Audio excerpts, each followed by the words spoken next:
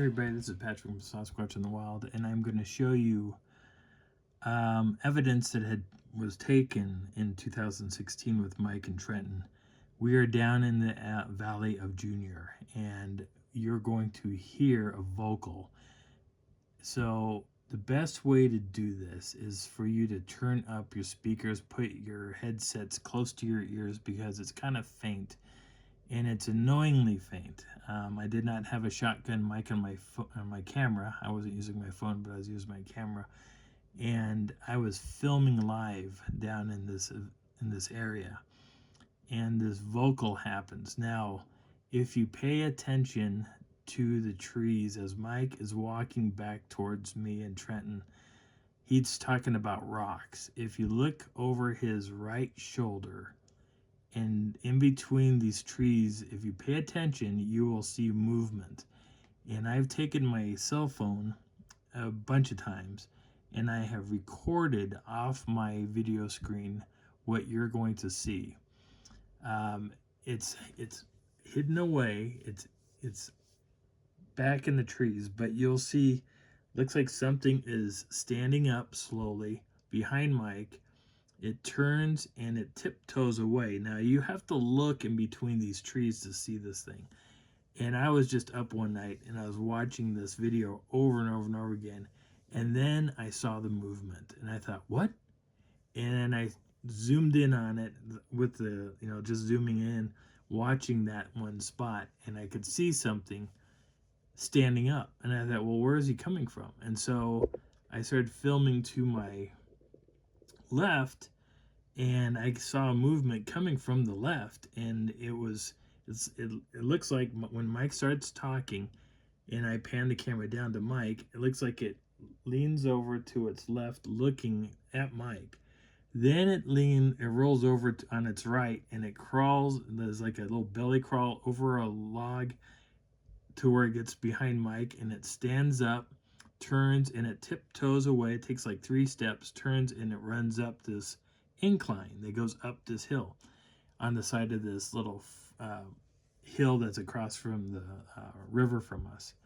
And it blew my mind that I caught all this, but it's very annoying to try to point it out. But I'm going to run the video so you can see and experience a little bit of this vocal. So I'm going to try to ramp up the vocal as high as I can go. I'm pretty sure it's maxed out, and it looks like it is maxed out.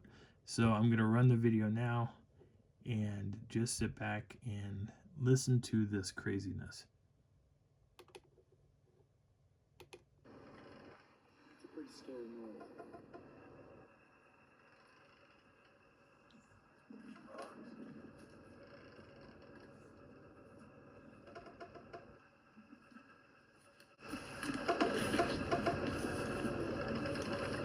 That? Oh my gosh. Did you guys just hear that? Yeah. What was that? I'm recording it? Yeah. Holy crap.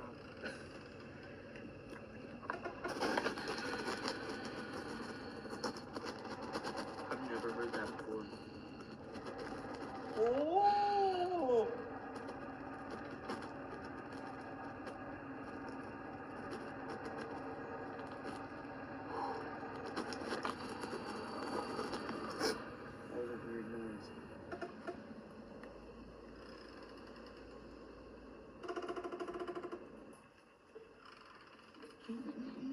This is that trunk that was laying on its side, and at first glance when I was looking at this rock down here, I'm going to move this, let's see if I can move that down just a little bit.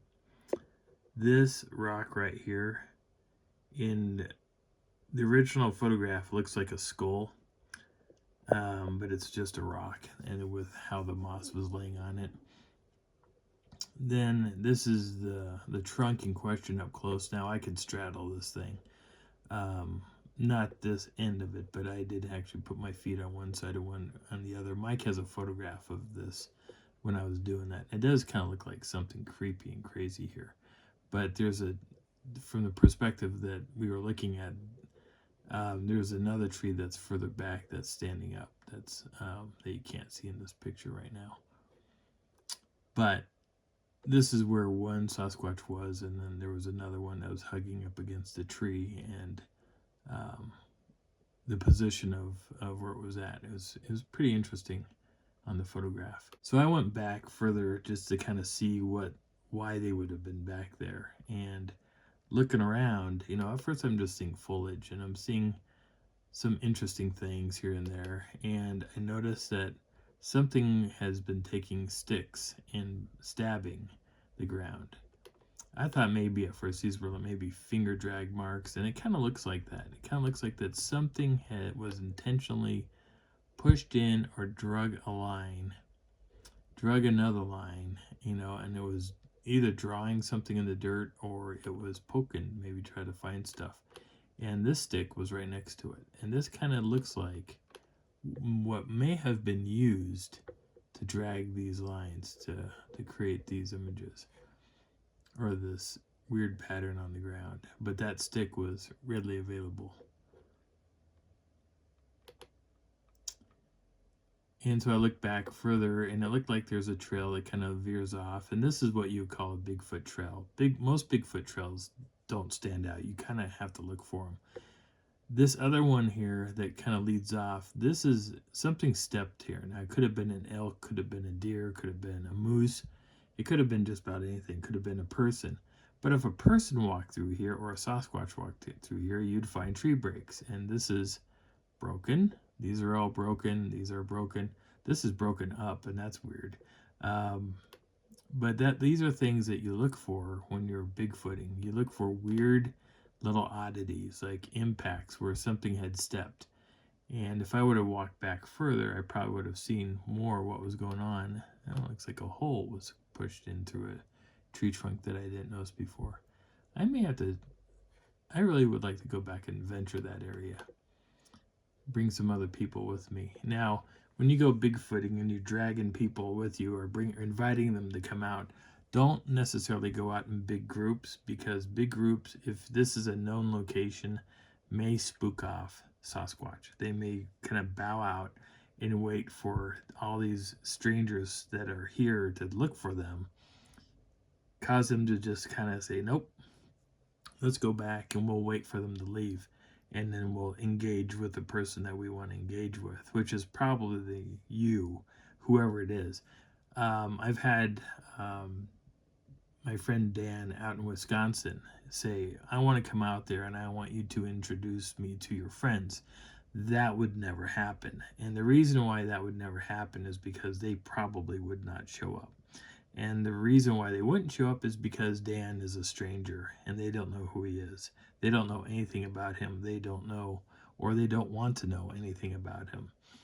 So it's like when people go out and they want to see people that live out, like say down in the forests of these rainforests, and they have these little tribes, and those tribes don't want to be seen. They don't want to be known, and yet you have scientists that want to go out there and they want to find these tribes, so they can say, "Hey, I've discovered this group of people." They don't necessarily want that to happen. Just like that little island off of India is called Sentinel Island, and that little island is off limits to everybody. You cannot get on that island because the people who live there don't want to be known. They don't want to have anything to do with the outside world. They are totally cut off from anything, any type of technology, anything. They just don't want anything to do with you. Now, there was one white person made it down there, and they accepted him into the group, and people have filmed him paddling boats and engaging with the families that are on that island. But he is the only person that has ever successfully been there. The rest of the people who are there want nothing to do with anybody else, and they will fight to the teeth to take on anybody who's engaging on that island. They will scare you off or kill you. And the other possibility is that they eat you. There is cannibalism that happens there, and it may not be necessarily a good thing to venture onto that island. But besides that, taking people out, taking one or two people and bringing the same two people out there religiously is different. But if you bring out a group of people, make sure that it's the same group of people repeatedly that are going out to that same area to explore these areas. So when I was looking around, I saw tree bends, like this tree had been pushed over, bent down, which is right across from where whatever was walking here. Something had stepped across onto this log here.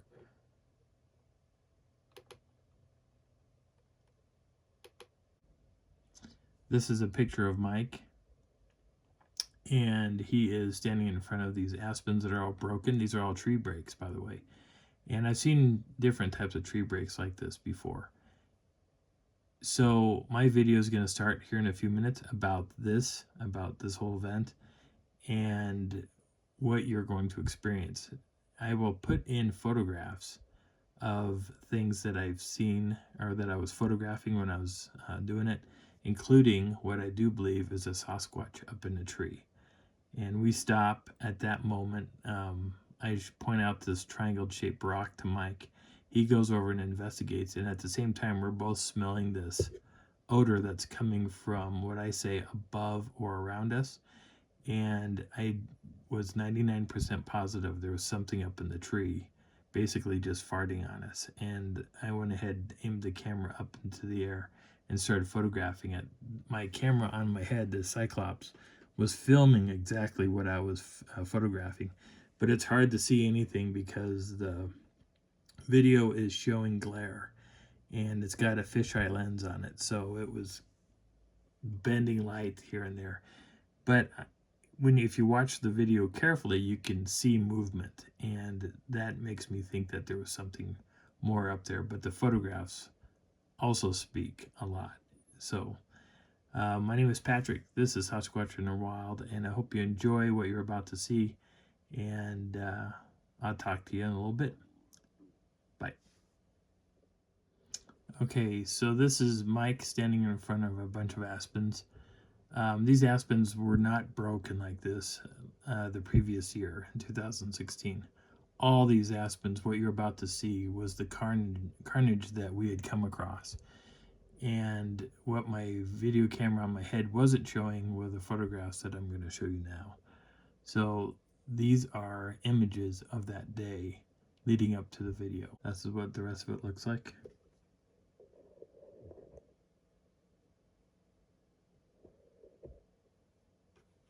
Walking through this was a little tricky.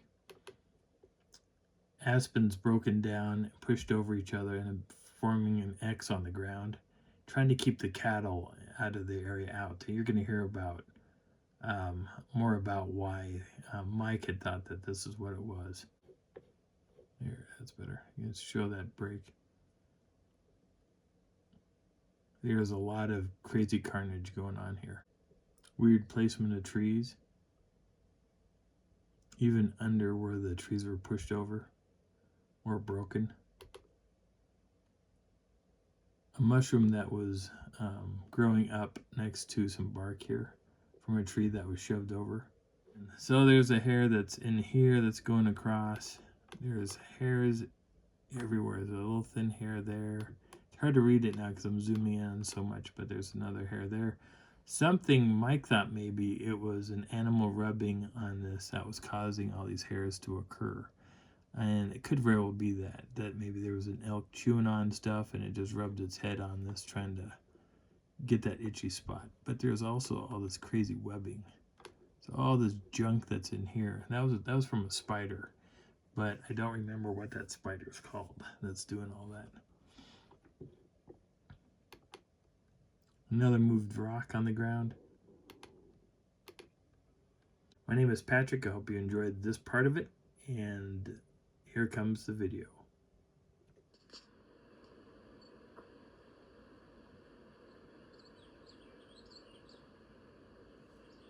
So Patrick, I don't think they were necessarily mad at us. If somebody put a herd of cows up in here, no, not herd poop, and they don't like it. See it right there? So we were in this spot, right? We were hearing the tree knocking. Yeah. I'm going down towards the creek. Yeah, that's where I saw movement coming from. Well, there might be something following it. No, that's why I want to go down by the creek. Oh, did you see this? What? Come back here. Yeah, there's the tree that's making the noise. Tree break right here. Oh, yeah. Yeah, that's underneath.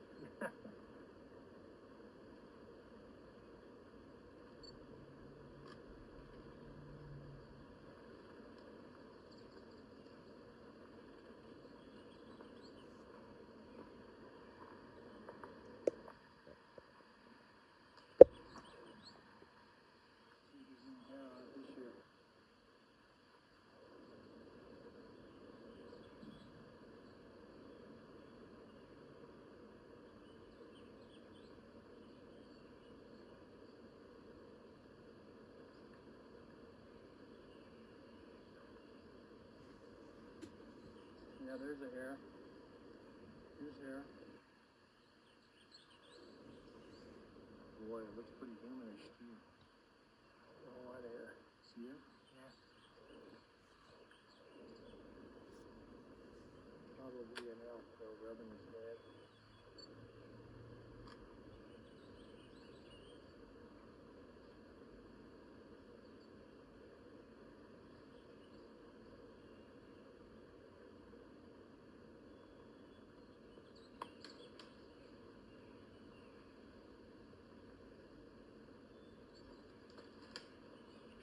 You see the rock?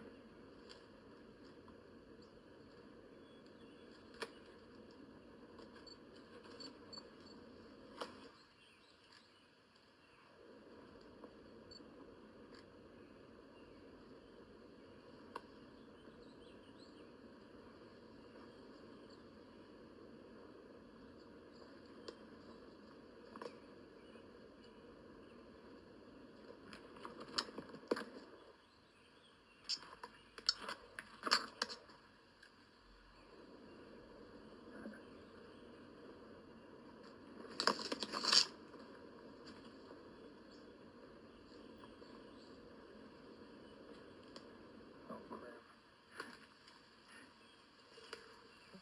What is that from there? No kidding.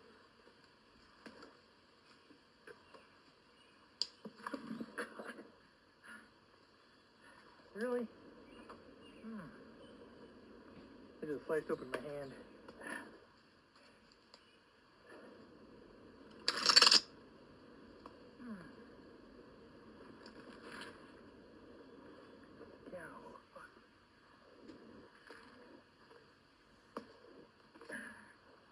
Alright, so last time we were here, that other tree wasn't there.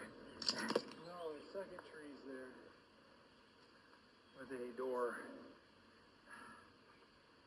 Isn't that interesting? Yep. Not here? I know, that's what I was looking at. That's the door I was talking about. It's fucked up. They came off that pine. The top of that pine's busted off. See, last time we went under. There you did it. You went under this too. You didn't get impaled, I did. That was a mess now.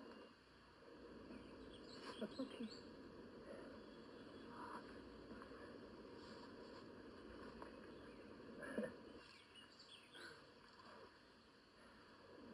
Seems to me like this tree may have been rolled.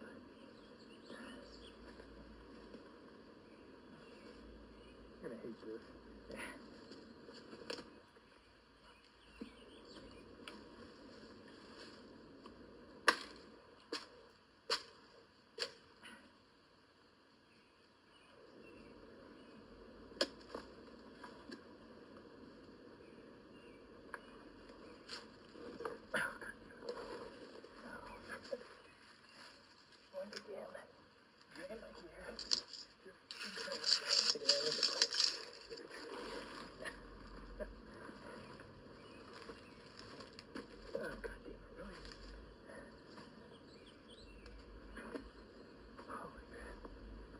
run through that crap again. That's shocking.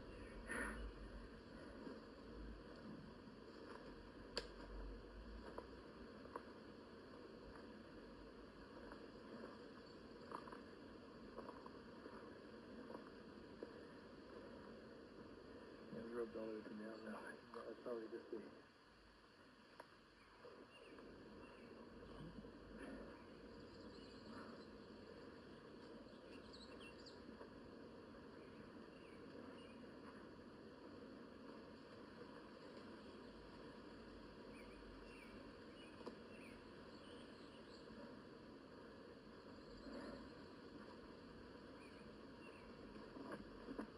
They got mad about the cows up the stream. Did you see that elk rub? And that broken tree? Yeah. Yeah, it's an elk rub.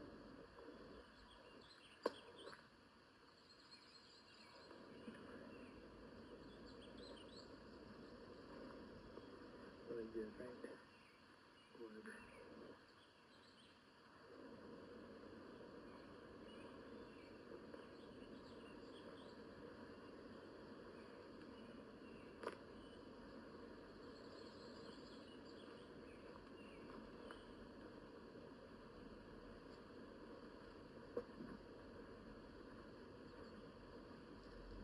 These trees are over both ways.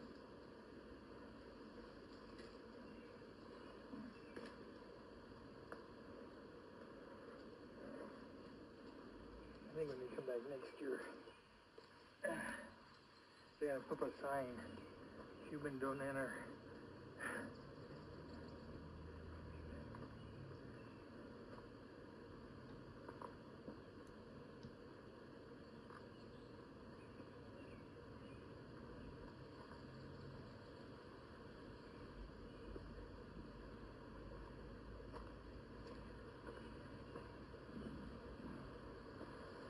Yeah, you just noticed that. No, I did. I was looking at it. I took a picture on the outside.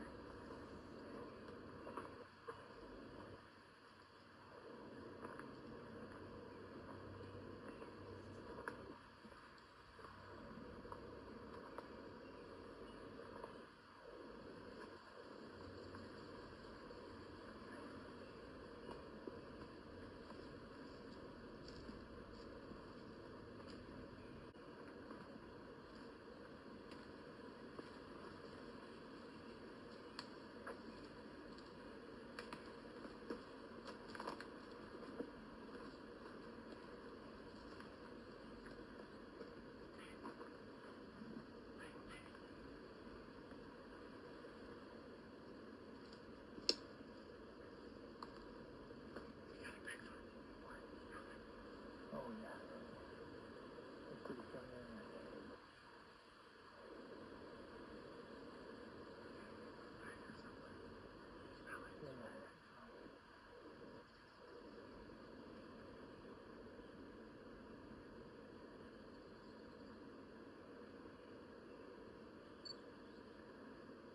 Wow.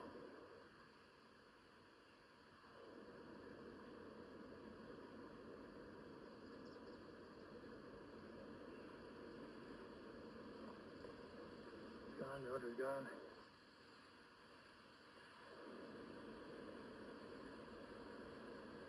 Hey Mike, I think that's rock stacking.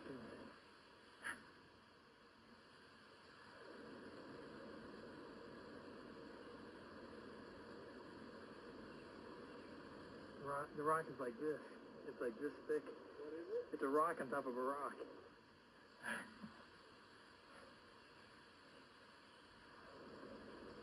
Right here. We got the big rock, then you got another rock that's straight up and down. Oh yeah. Right there. That's pretty cool.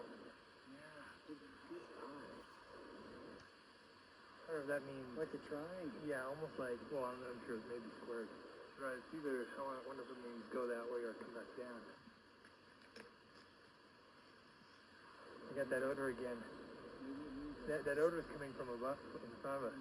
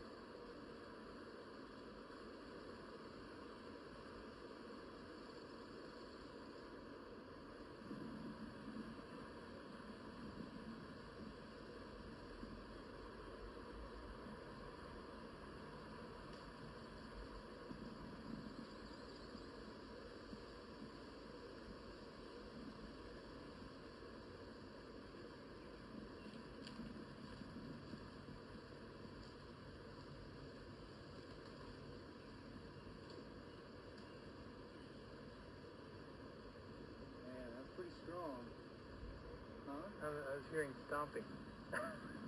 Oh, you're up there. Yeah, it's coming from it. I thought I saw something actually come out when you came out, or was walking up there. I was trying to zoom in on it. It's pretty sneaky. Pretty interesting. And you watch. Now the trail won't be blocked up. Shit. That's sneaky. I was hearing like a lot of like pounding, like boom, boom, boom, boom, almost like this. Oil! Oil! I could try to mimic the sound I heard last year. Yeah, do it.